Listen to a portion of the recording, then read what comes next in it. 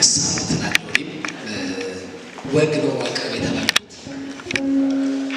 እኔም የማውቃትን ትንሽ ሐሳብ ላካፍል ዘንድና የሆነች አስተዋጽኦ ለሀገሬ ሕዝብ እንዳቅሜ ለማበርከት አንዲት ትንሽ መጽሐፍ ጻፉ። ርዕሱ ከጥቂት ዓመታት በፊት ግጥም በጠመንጃ የምትል ያጫጭርና የወጎች ስብስቦችን የያዘች መጽሐፍ ጽፌ ነበር። አይቴ ጽሑፍ ድሮ ትንሽ ብላቴናና ተማሪ ያለው መጽሐፍ ባትኩሮት የሚነበበው ክረምት ላይ በመሆኑ እኔም ክረምቱን አስታክኬ የኮረጅኩትን ለሌላው ለማስኮረጅ ነበር። ውቴ ኩረጃ ስል ኩረጃ ድሮ ቀረ የሚባል ነገር ቢኖር ለኩረጃ ነው። ድሮ እከሌ ጎበዝ ተማሪ ከሆነ እንደ ጎበዙ ተማሪ ከክፍል አንደኛ ለመውጣት፣ እከሌ ጎበዝ ስፖርተኛ ከሆነ፣ እከሌ በትዳሩ ተመስጋኝ ከሆነ፣ እከሌ ታታሪ ከሆነና የመሳሰሉትን ከሆነ ሁላችንም በጎውን ለመኮረጅ እንሯሯጥ ነበር። የዘንድሮ ኩረጃ ግን እኔን እያስገረመኝ ነው። መጽሐፍ ማንበብና የመሳሰሉትን መኮረጅ ጊዜን እንደማጥፋት እየተቆጠረ ነው። አሁን በርካታ ሰዎች የሚኮርጁት እንዴት በአቋራጭ መበልጸግ እንዳለባቸው፣ እንዴት መበልጸግ ማደግ እንዳልኩ ልብ ይሏል። እንዴት ሰፋ ያለ መሬት፣ ትልቅ ፎቅ፣ ትልቅ መኪና ገዝቶ ሌላውን በንቀት ስለማየት መኮረጅ እጅግ እየተለመደ ነው። ከባድ ኩረጃ። መቼም የመጽሐፍ ጉዳይ ሲነሳ ከልብ የመጽሐፍ ወዳጆች አንባቢያንና ደራሲያን ሙያውን ወደው በህትመት ላይ የተሳተፉትን ብቻ ይመስለኛል እንደው ህመሙ ጠልቆ የሚሰማቸው። ውጣ ውረዱ እንደ ዘንድሮ ኑሮ እጅግ አድካሚ። እስቲ የሆነች ወግ ነገር እናውራ።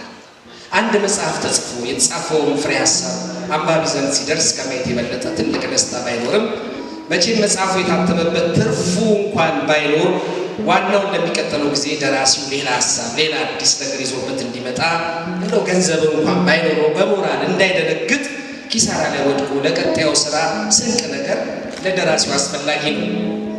ታዲያ እንዲሆነላችሁ ስላችሁ ታዲያ የተለያዩ ጉዳዮችን እንድታስታውሱ ጭምር ነው።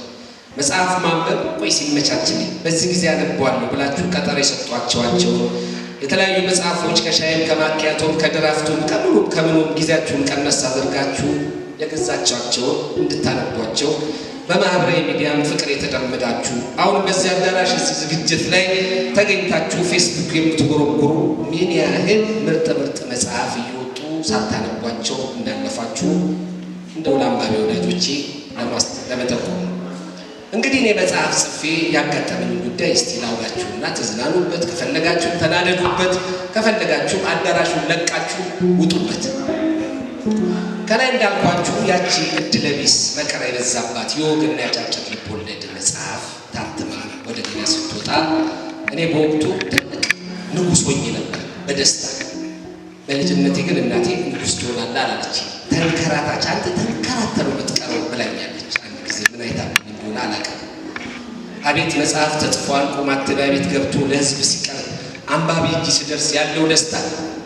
አንዳንድ ጎበዝ ደራሲዎች ሚስታቸው አርግዛ አመጣ ወልዳ ልጇን ቤተሰቦቿ፣ ወዳጆቿ፣ ዘመዶቿ አገላብጠው እስኪስሙት ድረስ ያለውን አስደሳች ውጣ ውረድ ነው ይሉታል።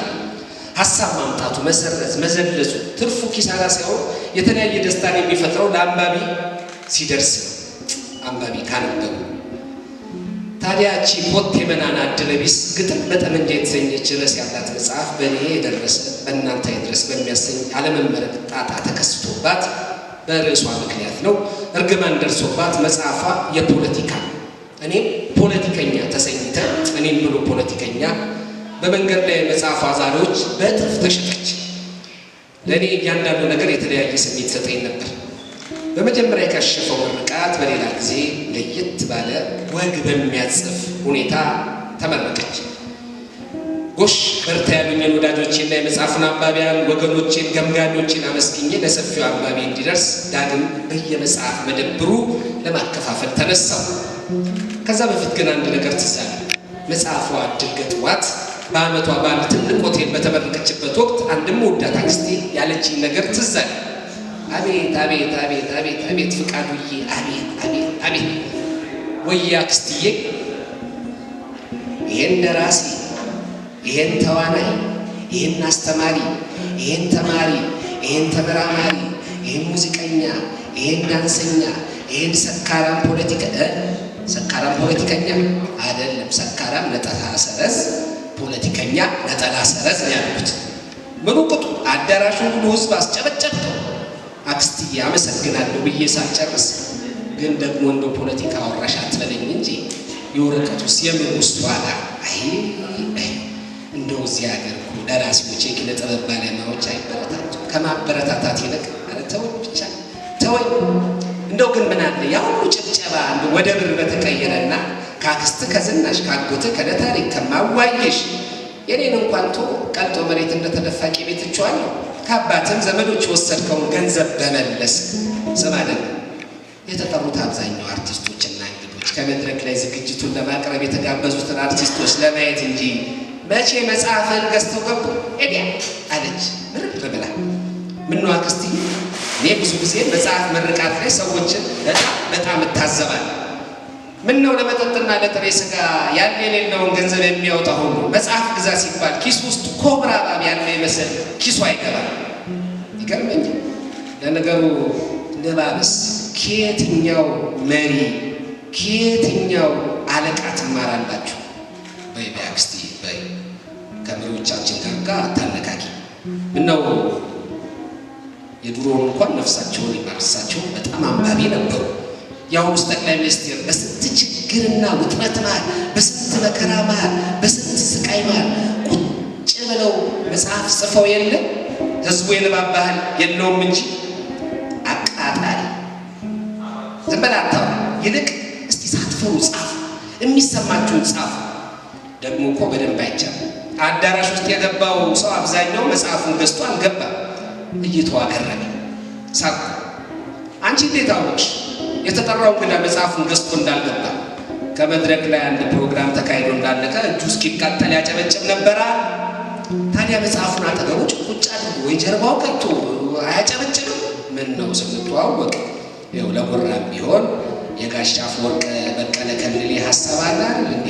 ሰው እንዳይለት ገዝቻለሁ፣ ባላነብን ገዝቻለሁ፣ ወስጄ የቤት በወረብሮም ገዝቻለሁ አይነት ከፍ አድርጎ ያሳየ ነበረ። እንደው ፍቃዱ ይሄ ፌስቡካችሁ እያለ ታየ ሰው ቁጭ ብሎ ስራቱ ያንተን መጽሐፍ ሲያነብ አያነበው።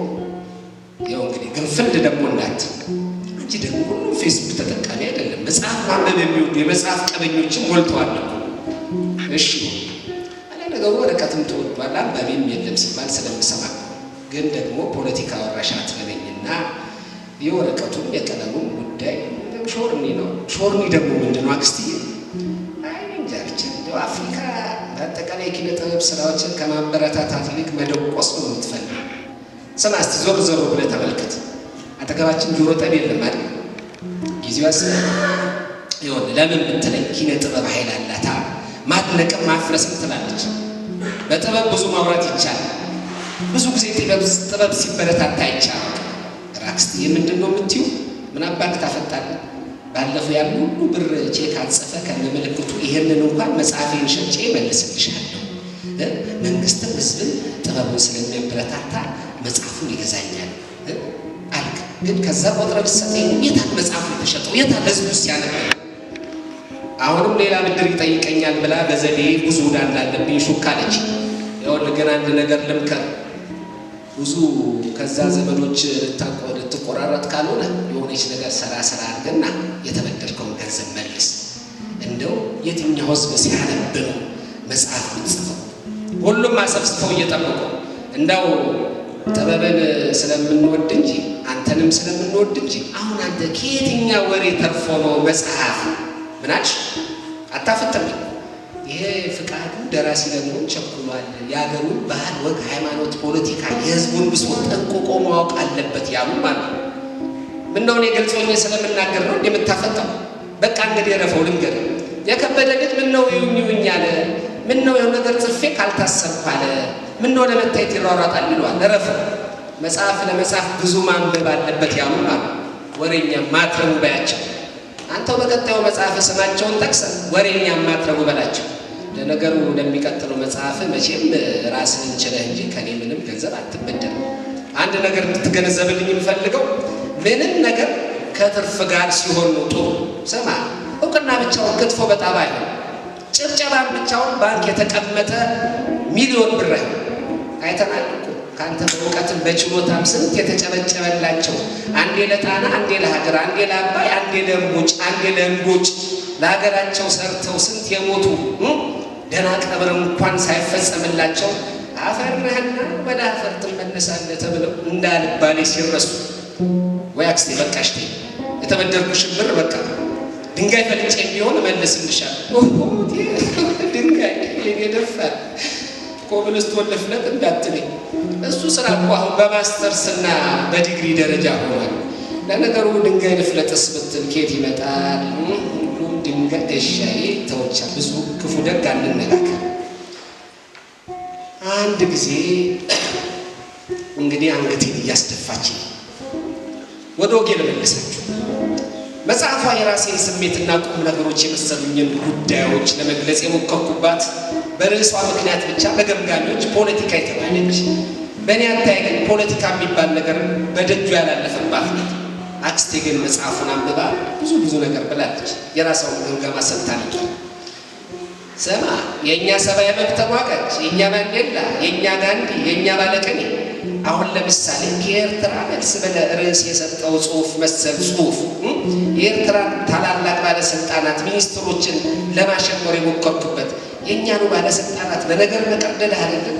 የሚያሳዝነው ነገር ጉቦ፣ አቤት የማይበሉትንም የሚበሉትን ባለስልጣናት አብረ በሞለጭ ልብ ካለ በግልጽ አትናገሩ። ከሊጥ ጋር የተገኘ ሰሊጥ አመት ወቀጣ። ደግሞ ይሄንን አባባል የራስ መስሎ ሁለተኛ መጽሐፍ ላይ ጻፈዋል።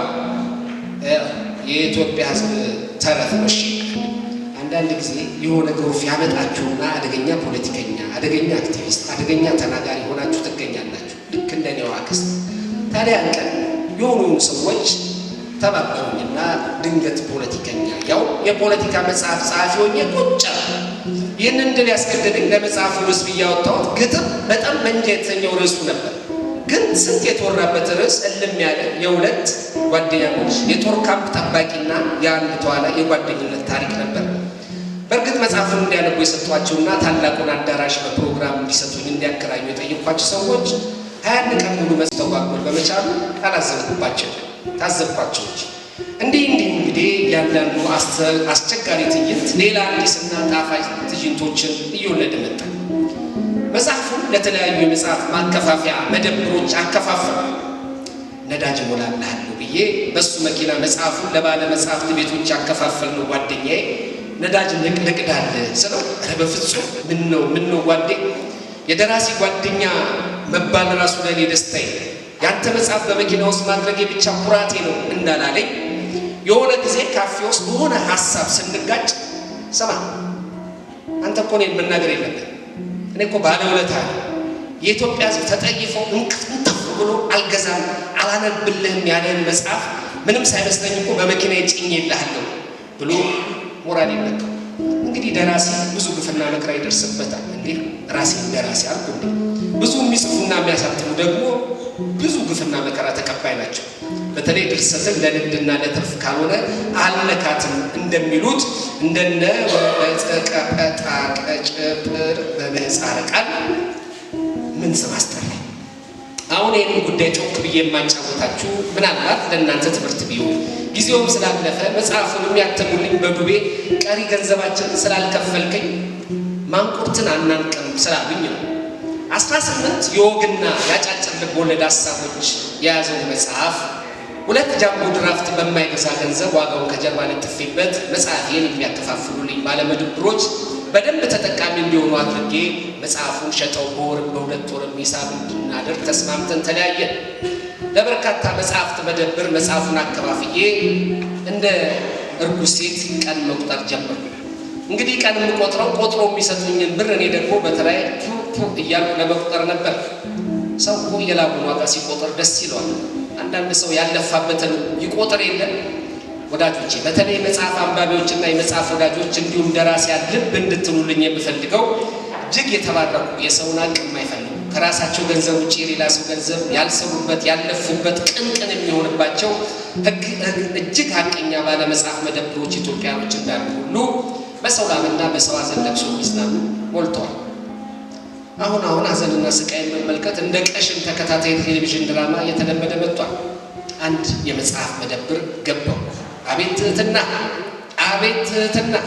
ጤና ይስጥልኝ። የዛሬ 2 ወር ገደማ እናንተ ጋር ይህን 300 መጽሐፍ አስገብቼ ነበር። ከ2 ወር በኋላ ተመለሰ ጠይቀ ተብዬ ነበር። የጠፋ መጽሐፍ ፈልገ በተነው? አረ የራሴ መጽሐፍ እኔ የጻፍኩት። አንተ ደራሲ? እስቲ ቆይ ጠብቅ። ፎቶውን የመጽሐፉ ጀርባ ላይ አየሁት። ይቅርታ መጽሐፉን አላነበብኩትም። ያው እንደምታውቀው ብዙ መጽሐፍ ስላለ ጊዜ ሰጥቼ ላየው አልቻልኩም። ግን መጽሐፉ ጀርባ ላይ ያለው ፎቶ እናንተ አትመሳሰሉ። ምን ነው? ኧረ የኔ ነው። ግን ምን ነው? ኧረ ምንም። ሰሞኑን ወባ ይዞ ነበር? ኧረ በፍጹም። ወባ ይዟል። አዲስ አበባ እኮ አንዳንዴ መንገዱን በደንብ ስለማይሰራ ውሃ ያቆራልና ወባ ይዞ። ኧረ ፈጣሪ ይመስገን ሙሉ ጤነኛ ነኝ። እሺ እና ደህና ነህ? እውነት ደህና ነህ? እሺ ከሰጠን 300 መጽሐፍ 10 ያህል እንኳን አልተሸጠም። ከወር በኋላ ትመለስ። መጽሐፉ መሸጡና ለመሸጡ አሳዩ አለ። ምክንያቱም ያደግኩበት ሁኔታ እንደ ጠንካራ ገመድ ጠፍንጎ ይዞኛል እና ምንም አልተሸጠም እያልከኝ ነው አልኩት በልምምጥ። ምን እባክህ ዘንድሮ እኮ ሰውን መጽሐፍ ግዛ ከምትለው በተገኘው አጋጣሚ ዘይትና ጤፍ እየገዛ መደበቅን መርጧል። በዛ ላይ ኢንተርኔቱም ፌስቡኩም ስለበዛ ነው መሰለኝ መጽሐፍ የሚያነበውን ብዛት። እውነቴን ነው። ከሰጠህን መጽሐፍ 5ቱ እንኳን አልተሸጠም። ይሄ ሰውዬ ምን ነካው? አስተካክሎ እንኳን አይዋሽም እንዴ? ቅድም 10 አሁን 5። በቃ ሌላ ጊዜ ተመለስ እሺ። አደራ ወንድሜ፣ ካገኘህ የላም ወተት ጠጣሽ። ሰውነት ጥሩ አይደለም። እሺ እረፍትም አድርግ።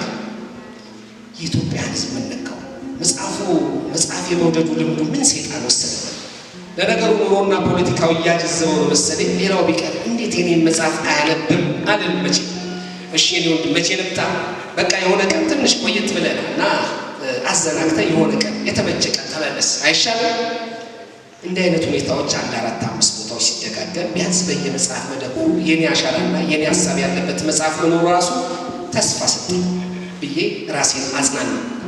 ገንዘቡን ሰው ለፍቶ ሰርቆም አጭበርብሮ መሬት ወድቆ ሊያገኝ ይችላል ብዬ ራሴን አጽናናሁ እና እግሬን ወደ መጽሐፍ መደብሮች ከመሄድ ገታ አደረግኩት። በዚህ አጋጣሚ ግን ምን ነው ስማቸውን ጠቅሼ ባሞጋገስኳቸው ግጥምና ዜማ ሰርቼ በመልካምነታቸው ባዜምኩላቸው የሚያስቡ ባለባበሳቸውና በቤታቸው ሲያውቁ በውስጣቸው ጨዋነትና መልካምነት ትልቅ እውቀት ያገኘሁባቸው ትንንሽ መጽሐፍ መደብሮችን ላደንቅ እወዳለሁ። ሲታዩ እንኳን ሊከፍሉ ከኪሳቸው የሻይ ገንዘብ እንኳን የሌላቸው የሚመስሉ ግን ስልክ ደውሎ እባክህ ወንድሜ ሌላም ስራ ካለ ይዘና መጽሐፍ ተሸጦ ባያልቅም መሸጡ ግን ስለማይቀር ገሪ ገንዘብን ውሰድ የሚሉም አሉ። መጽሐፉ ገበያ ላይ ከዋለ ከ10 ወር በኋላ አንድ መደብር ያለችውን ጥቂት ቅሪት ለመሰብሰብ ሄድኩኝ። መጽሐፍ መደብሩ በከተማችን የተከበረ መጽሐፍ መደብር። መጽሐፍ ሙሉ በሙሉ ተሽጦ ባያልቅም ናና ገንዘብህን ውሰድ ብለው መቀነታቸውን አራግፎ ከሰጡኝ ባለ ትንሽ መጽሐፍ መደብሮች ጋር ሳስተያየው ይህ መጽሐፍ መደብር ቤተ መንግስት ይመስላል። ባለቤቱ ከነመፈጠሩ ረስቶኛል። አቤት ፍቃዱ ነው። በስመ አብ ወወልድ ወመንፈስ ቅዱስ። ደነገጠ። ምን ነው? እኔም ማስደነገጠ። አይ ፍቃዱ ነኝ አልከኝ እኮ። አሁንም በድጋሚ በስመ አብ አለ። በወሬ የቀድሞ ጠቅላይ ሚኒስትር መለስ ዜናዊ አልሞቱም የሚባል ወሬ ሰማ። አንዳንድ ጊዜ ራስ በራስህ ስመለከት እደነግጣለሁ። አሁን ደግሞ ፍቃዱ ስትለኝ ክዋል። እንግዲህ ዝነኛው ተው። ኧረ ወንድሜ ባከተውን የፍቃዱ ነኝ ወይ ነው እንዴ? ምንም እሱን አይመስልም። መድኃኒዓለምን እኔ ራሴ ነኝ። ምን ነው ተለወጥኩ እንዴ? እንግዲህ መንከራተቱ ችግሩ ይሆናል። የመጽሐፉ ጀርባ ላይ ፎቶ ይላል። ያኔ እኮ የመጣው ጊዜ ትህትና ለጉድ ነበር አልኩት። አክብሮት። አይ እንግዲህ የመጀመሪያ ቀን መጽሐፉን ይዘህ ስትመጣ የሰጠው ትህትና አድናቆትም ቢሆን እንግዲህ ምን ላድርግ፣ ቡናም ምግብም ይምጣል ብለኸኝ ነበር። ሰውዬ አትደጋግምብኝ። አሁንም ከራበ ምግብም ሻይ ቡናም ሊመጣልህ ይችላል። አይ የባለፈውን ማለት ነው ማስታወስ። አሁን ግን አልፈልግም። አመሰግናለሁ። ወንድሜ ስላለፈው ማውራት ምን ይጠቅማል? ወደ ውስጥ ገባን።